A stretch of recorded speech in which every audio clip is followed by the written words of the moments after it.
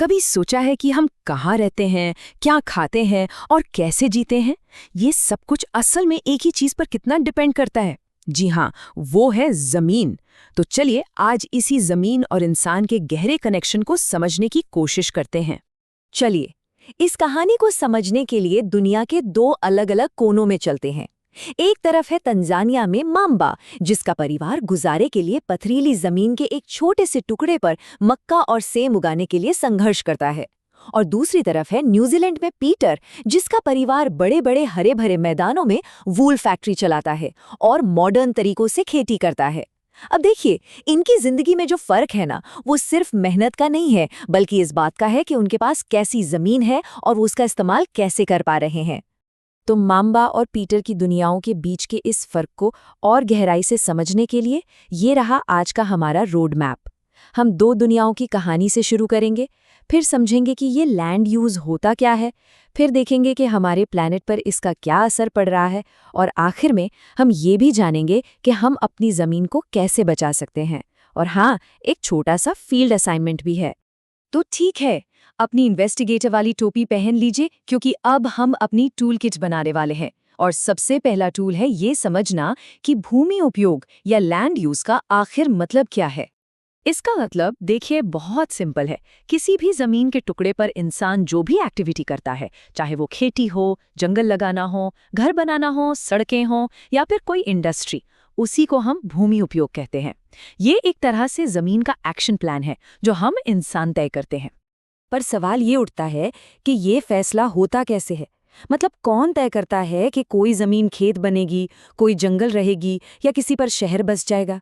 इसके पीछे कौन से फैक्टर्स काम करते हैं? सबसे पहले तो नेचर यानी प्रकृति अपना रोल प्ले करती है। जमीन की बनावट कैसी है, मतलब वो पहाड़ी इलाका है या मैदानी, वहाँ की मिट्टी कैसी है, उपजाऊ है या बंजर, क्लाइमेट कैसा है, पानी है या नहीं, मिनरल्स मिलते हैं या नहीं, ये सारी चीजें मिलकर एक बेसलाइन तैयार करती हैं। और फिर इस कहानी में एंट्री होती है हमारी, यानी इंसानों की, हमारी बढ़ती हुई आबादी और हमारी टेक्नोलॉजी। ये दो ऐसे बड़े फैक्टर्स हैं जो जमीन के इस्तेमाल का पूरा नक्शा ही बदल देते हैं। सोचिए, जहां पहले घने जंगल थे, वहां आज बड़े-बड़े शहर हैं। ये सब ह्यूमन फैक्टर्स का ही तो कमाल है। अब जरा इस तस्वीर को बहुत ध्यान से देखिए। ये ऑस्ट्रिया के साल्जबर्ग शहर का एक एरियल व्यू है। क्या एक ही फ्रेम में अलग-अलग तरह के लैंड यूज नजर आ रहे हैं? देखिए, कहीं घर बने हैं तो कहीं हरे भरे खेत हैं, एक नदी भी बह रही है और पीछे पहाड़ भी हैं। मतलब एक ही तस्वीर में जमीन की कितनी सारी कहानियां एक साथ चल रही हैं। और यहीं से हम एक बहुत जरूरी बात पर आते हैं। जमीन का इस्तेमाल कभी भी एक जैसा नहीं रहता। ये स्टैटिक नहीं है, ये वक्त के साथ लगातार बदलता रहता है। इस बदलाव को समझने के लिए चलिए इन तस्वीरों को देखते हैं। पहली तस्वीर एक शांत सीधे साधे गांव की है। कुछ घर हैं, खेत हैं और लोगों की जिंदगी खेती के इर्द गिर्द घूम रही है। यहाँ लैंड यूज बहुत ही सिंपल है। लेकिन फिर देखिए क्या होता है। जैसे जैसे आबादी बढ़ती है और टेक्नोलॉजी आती है, वही शांत गांव एक बिजी भीड़-भाड़ वाले शहर में बदल जाता है। अब खेतों की जगह बड़ी बड़ी बिल्डिंग्स ने ले ली हैं, कच्ची सड़कों की जगह हाईवे बन गए हैं और बैलगाड़ी की जगह कारें दौड़ रही हैं। लैंड यूज पूरी तरह से बदल चुका है। खेती और कंस्ट्रक्शन का ये जो तेज फैलाव है, ये हमें आज की एक बहुत बड़ी चुनौती के सामने लाकर खड़ा कर देता है। हमारी ज़रूरतें तो लगातार बढ़ रही हैं, लेकिन ज़मीन तो उतनी ही है। और ये आंकड़ा तो सच में चौंकाने वाला है। दुनिया की 90% आबादी सिर्फ 30% ज़मीन पर रहती है। आप सोच सकते हैं कि ज़मीन के इतने से छोटे से हिस्से पर कितना ज़्यादा बोझ होगा, कितना प्रेशर होगा। और इसी जबरदस्त दबाव का नतीजा है लैंड डिग्रेडेशन, यानी जमीन की क्वालिटी का लगातार गिरना। पहाड़ों पर लैंडस्लाइड्स होना, खेतों से उपजाऊ मिट्टी का बह जाना और हरी भरी जमीन का धीरे धीरे रेगिस्तान में बदल जाना, ये सब इसके बहुत ही गंभीर परिणाम है। लेकिन ठहरिए, घबराने की बात नहीं है। अगर समस्याएं हैं तो उनके समाधान भी मौजूद हैं। हमारे पास ऐसे कई कारगर तरीके हैं जिनसे हम अपनी इस कीमती जमीन और मिट्टी को बचा सकते हैं।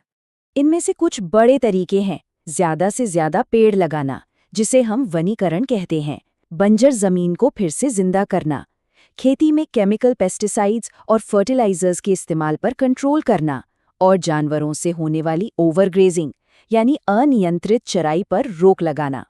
इनके अलावा जमीनी स्तर पर भी कई स्मार्ट और साइंटिफिक टेक्निक्स हैं, जैसे मल्चिंग, जिसमें मिट्टी को ऑर्गेनिक चीजों से ढक दिया जाता है, या फिर पहाड़ी ढलानों पर सीढ़ीदार खेत बनाना, जिसे टेरेस फार्मिंग कहते हैं, और खेतों के किनारे पेड़ों की लाइन लगाना ताकि हवा से मिट्टी न उड़े। ये सब मिट्टी को बचाने के बहुत ही स्मार्ट तरीके हैं। तो अब तक हमने जो कुछ भी सीखा और समझा, अब उसे अपनी असली दुनिया से जोड़ने का वक्त आ गया है। अब बारी है एक छोटे से लेकिन बहुत मजेदार फील्ड असाइनमेंट की। आपका पहला काम है अपने आसपास की दुनिया का एक ज्योग्राफिकल जासूस बनना। जरा अपने घर से बाहर निकलिए और ऑब्जर्व कीजिए। जहां लोग रहते हैं वहां की जमीन कैसी है, मिट्टी किस तरह की दिखती है, और पानी आसानी से मिल जाता है या उसके लिए मेहनत करनी पड़ती है। अब थोड़ा सा टाइम ट्रैवल करने की कोशिश कीजिए। सोचिए कि आज जो जगह जैसी दिख रही है वो 10, 20 या शायद 50 साल पहले कैसी रही होगी।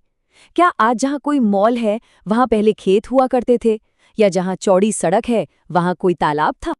और इस असाइनमेंट का सबसे दिलचस्प हिस्सा अब आ रहा है। अपने घर या पड़ोस में किसी बड़े बुजुर्ग से बात कीजिए। उनसे पूछिए कि उन्होंने अपनी आंखों के सामने जमीन को कैसे बदलते हुए देखा है। यकीन मानिए उनकी यादें किसी भी किताब से ज्यादा कीमती हैं। उनकी कहानियों में ही तो हमारी जमीन का असली इतिहास छिपा है। पता कीजिए वो हमें क्या बताते हैं। Hello, everyone, and welcome. Today, we're going to dig in, literally, to the ground right beneath our feet. We're going to unpack one of the most important ideas in geography, something that shapes our entire world: land use. To get us started, I want you to meet two people living in completely different worlds. Over here, we've got Mamba in a small village in Tanzania.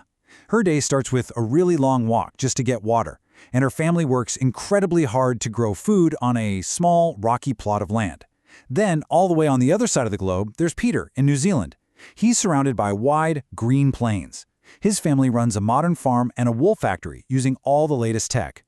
Their lives couldn't be more different, right? But why? What is it that creates such a massive gap in their day-to-day lives, their food, and even their futures? That's the big question we're going to tackle today. And the answer, you might have guessed, has everything to do with how we use the land around us. So let's open up the playbook on land use and figure out exactly how it all works. So what exactly do we mean by land use? Well, it's actually pretty simple. It's just the name for all the different ways we humans use the land to meet our needs, whether that's growing food, mining for resources, or building the roads and houses we use every single day. And this idea connects us right back to Mamba and Peter. You see, the huge difference in their lives isn't just random chance. It really boils down to the quality of the land they're on, their access to things like water, and, this is a big one, the technology they have available. We can basically sort all those factors into two big buckets. First, you have the physical factors. This is the stuff that nature provides. The shape of the land, what the soil is like, the climate, and how much water is around.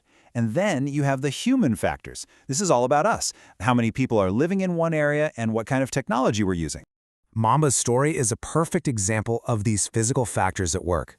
That rocky land makes farming an uphill battle. Literally.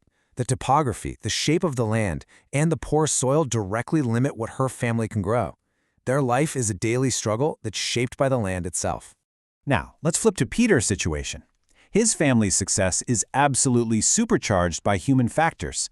They manage their farm in a scientific way, using all the latest technology. This lets them get the absolute most out of their land, turning a simple grassy plain into a super productive business. There's another huge piece to this puzzle: ownership. Who actually controls the land? Both Mamba's hut and Peter's farm are on private land, owned by their families. But there's also something called community land, sometimes called common property resources. This is land that everyone in the community can share, which is so important for things like gathering food or letting animals graze. Okay, so we've got the basics down. But here's the thing: land use isn't some fixed, unchanging concept. It's always evolving. And as our world changes, it puts brand new pressures on our planet. And this brings us to the central challenge of our time. Our needs, our wants, our population, they just keep growing. But the amount of land on Earth, well, that's not getting any bigger. We've got a limited supply and a demand that is basically infinite. Take a look at this picture of Salzburg, Austria. It's a fantastic example of just how much we demand from our land. You can see houses, farms, forests, and roads all packed together, all competing for the same bit of space. Almost every single inch is being used for something. And this pressure looks very different depending on where you are. Out in rural areas, the big push is often to create more farmland, which might mean clearing forests. But in cities, the demand is for more houses and shopping centers, which causes urban areas to sprawl out into what used to be farms or open community land. And all of this expansion, all this pressure, it comes with a pretty big environmental price tag. We're talking about major problems like land degradation, landslides, soil erosion, and even desertification, which is when good, fertile land turns into desert. These aren't just abstract ideas. They're the real-world results of how we're using our land. Now, I know that can sound a little grim, but don't worry, it's not all bad news. Humans are pretty clever, and we've developed some amazing ways to protect and conserve our land. So let's dive into some of the solutions. Some of the most powerful strategies are things like afforestation, which is just a fancy word for planting trees, reclaiming land that's been damaged, being smarter about how we use chemicals and fertilizers, and making sure we don't let animals overgraze. These are the big picture ideas that can make a huge difference. But it's not just about massive projects. Some of the most brilliant solutions are actually incredibly simple. Take mulching, for instance. All you do is cover the bare ground between plants with a layer of something organic, like straw. This simple trick helps the soil hold on to moisture. It's super low-tech, but incredibly effective. So how in the world do you farm on a really steep mountainside? Well, for centuries, people have used an ingenious solution called terrace farming. You basically cut these wide, flat steps into the slope. This gives you a flat surface to plant on, and it does an amazing job of stopping rainwater from just washing all the precious soil away. Here's another clever hack for farming on hills: contour plowing. Instead of plowing straight up and down the slope, which basically creates a water slide for soil and water, you plow parallel to the natural curves of the hill. Each little furrow acts like a tiny dam, slowing the water down and keeping that valuable topsoil right where you want it. Okay, so we've traveled from Tanzania to New Zealand. We've looked at global problems and some really smart local solutions. But now I want to bring all of this right back home, to you. Think about this stat for a minute, because it's pretty wild. 90% of all people on Earth live on just 30% of the land. That's why understanding land use is so important. We're all squeezed in together, all relying on the same very limited space. And at the end of the day, how we manage that space is like a mirror. It reflects who we are. The way we build our cities, the way we grow our food, it's not just about logistics, it's a reflection of our culture and what we truly value as a society. So I'm going to leave you with a final thought, a little homework assignment. Just look around your own neighborhood. Maybe ask your parents or grandparents about it. Was that shopping center always there? Was that park once a forest or a farm? How has the land use right where you live changed, and what does that story tell you about your own piece of the planet? What makes life in a Tanzanian village so different from a sheep farm in New Zealand? The answer lies in the resources beneath our feet and around us. Land, soil, water, vegetation, and wildlife are the key resources that shape our world, influencing how people live, work, and thrive in different regions. Let's embark on a journey through 4 essential topics: land and its use, soil formation and conservation, water resources and their challenges, and the importance of natural vegetation and wildlife. Land is one of our most vital resources, but its quality and use vary dramatically across the globe. In this chapter, we'll uncover how land influences population distribution, the ways people use it, and the environmental threats that arise from changing land patterns. Imagine living in a world where most people are crowded onto a small fraction of the available land. This is the reality for 90% of the global population, who occupy just 30% of the Earth's land area. The rest is either sparsely populated or uninhabited, often due to harsh climates or rugged terrain. This scarcity shapes how communities grow and interact with their environment. Here's how land use patterns are shaped by a mix of physical and human factors, ownership types, and environmental threats. Physical factors, such as topography, soil, climate, minerals, and water availability, play a crucial role in determining how land is used. Human factors like population and technology also influence land use, shaping patterns of agriculture, industry, and settlement. Ownership types include private land, owned by individuals, and community land, which serves as common property resources for the community. Environmental threats such as land degradation, landslides, soil erosion, and desertification are major concerns resulting from changing land use patterns. Notice how land use patterns have evolved, reflecting shifts in population, technology, and environmental pressures. In rural areas, land use has shifted from more open spaces to expanded agricultural land, often at the expense of common areas. Urban regions have seen common lands replaced by commercial and housing complexes, reflecting urbanization and population growth. Here's how land conservation methods like afforestation, land reclamation, regulated chemicals, and checking overgrazing help protect this vital resource. Afforestation involves planting trees to restore land and prevent degradation. Land reclamation is the process of recovering degraded land for productive use. Regulated use of chemical pesticides and fertilizers helps protect land from pollution and degradation. Checking overgrazing is essential to prevent soil erosion and maintain land quality. Soil is the foundation of life, but its formation is a slow and complex process. In this chapter, we'll explore how soil is created, the factors that threaten its health, and the conservation techniques that safeguard its fertility. Before we dive into soil formation, let's define a key process: weathering. Weathering is the breaking up and decay of exposed rocks by temperature changes, frost action, plants, animals, and human activity.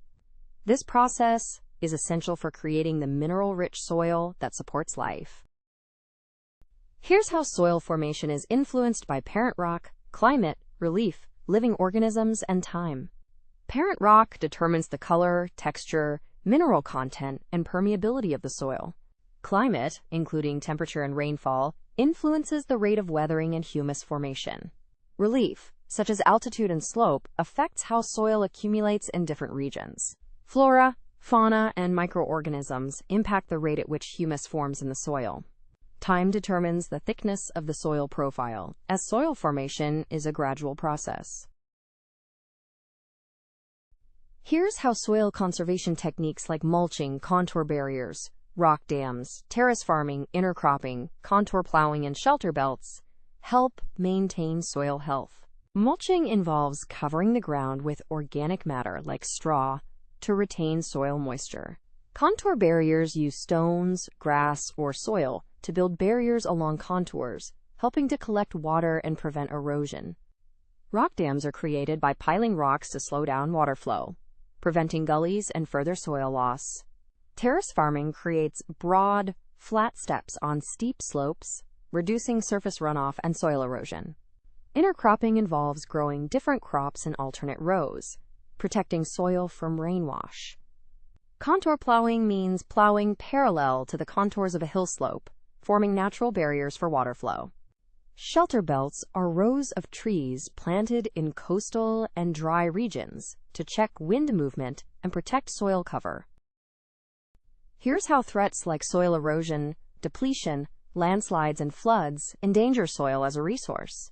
Soil erosion is the loss of topsoil caused by wind, water, and human activity. Depletion refers to the reduction in soil fertility due to overuse of chemical fertilizers or pesticides. Landslides are the mass movement of earth downslopes, often triggered by natural disasters or human activity. Floods can cause excess water to wash away soil, leading to further degradation. Let's trace the steps involved in mitigating landslides, a major threat to soil and land. Hazard mapping is the first step, helping us identify areas prone to landslides so we can avoid building settlements there. Retention wall construction follows, providing physical barriers to stop land from slipping. Increasing vegetation cover helps arrest landslides by stabilizing the soil. Surface drainage control works to manage water flow, reducing the movement of landslides, along with rainwater and spring flows. Water is the lifeblood of our planet, yet its availability and quality are under threat. In this chapter, we'll examine the distribution of water resources, the challenges of scarcity and pollution, and the strategies for conserving this precious substance. Despite the Earth being called the water planet, Only 2.7% of its water is fresh, and most of that is locked away in glaciers and ice sheets. This leaves just a tiny fraction available for human use, making water scarcity a global concern. Notice how water is used in daily life, highlighting the importance of conservation. Drinking uses 3 liters per person per day, a small but essential amount. Cooking requires 4 liters per person per day, supporting meal preparation. Bathing consumes 20 liters per person per day, reflecting hygiene needs. Flushing uses 40 liters per person per day, the largest single use. Washing clothes also uses 40 liters per person per day, showing the impact of household chores. Washing utensils takes 20 liters per person per day, another significant use. Gardening uses 23 liters per person per day, supporting plant life. In total, an average urban Indian uses about 150 liters of water every day. Here's how water scarcity is caused by drought-prone regions, overexploitation, and contamination. Drought-prone regions like Africa, West Asia, South Asia, parts of the USA, Mexico, South America, and Australia face severe water scarcity. Overexploitation of water resources leads to drying up of sources and shortages. Contamination from sewage, agricultural chemicals, and industrial effluents pollutes water, making it unfit for use. Here's how water conservation methods like effluent treatment, vegetation cover, water harvesting, lined canals, sprinkler irrigation, and drip irrigation help preserve this precious resource. Effluent treatment involves treating sewage and industrial waste before releasing them into water bodies. Vegetation cover slows surface runoff and helps replenish underground water. Water harvesting is the process of collecting rainwater from rooftops and storing it for future use. Lined canals minimize water losses by reducing seepage during irrigation. Sprinkler irrigation efficiently irrigates fields and reduces water loss through evaporation. Drip irrigation is especially useful in dry regions with high rates of evaporation, conserving valuable water. Natural vegetation and wildlife are the backbone of our ecosystems, providing countless benefits to humans and the environment. In this chapter, we'll explore their roles, the threats they face, and the urgent need for conservation. Here's how plants, wildlife, and the ecosystem are interdependent, supporting life and maintaining balance. Plants provide timber, shelter, oxygen, protect soil, store water, and supply food and medicine, making them essential for life. Wildlife supplies milk, meat, hides, wool, pollinates flowers, and acts as decomposers, maintaining balance in the ecosystem. The ecosystem is defined by the interdependence of living beings within the biosphere, supporting survival and balance. Here's how vegetation types and their distribution depend on rainfall and climate. Forests thrive in areas of heavy rainfall, supporting large trees and dense vegetation. Grasslands grow in regions of moderate rainfall, featuring short, stunted trees and grasses. Scrubs are found in dry areas with low rainfall, where plants have deep roots and waxy leaves to reduce moisture loss. Tundra vegetation is found in cold, polar regions, consisting mainly of mosses and lichens. Here's how threats like deforestation, soil erosion, construction, forest fires, and poaching endanger vegetation and wildlife. Deforestation involves clearing forests to grow crops or for development, leading to habitat loss. Soil erosion reduces plant growth by removing fertile topsoil. Construction activities associated with urbanization destroy natural habitats for plants and animals. Forest fires, whether natural or human-caused, threaten entire regions of flora and fauna. Poaching is the illegal hunting of animals for trade in hides, skins, nails, teeth, horns, and feathers. Here's how conservation strategies like protected areas, awareness programs, legal measures, and international agreements help safeguard vegetation and wildlife. Protected areas such as national parks, wildlife sanctuaries, and biosphere reserves help conserve natural vegetation and wildlife. Awareness programs like social forestry, Vana Mahotsav, and nature camps encourage conservation at the community level. Legal measures include laws against the trade and killing of endangered species, helping protect vulnerable animals and plants. International agreements like CITES ban trade in threatened species, protecting thousands of animals and plants worldwide. The story of land, soil, water, vegetation, and wildlife is the story of our own survival. By understanding and conserving these resources, we ensure a future where people and nature thrive together. Conservation is our shared responsibility, and every action we take to protect land, soil, water, vegetation, and wildlife helps build a sustainable world for generations.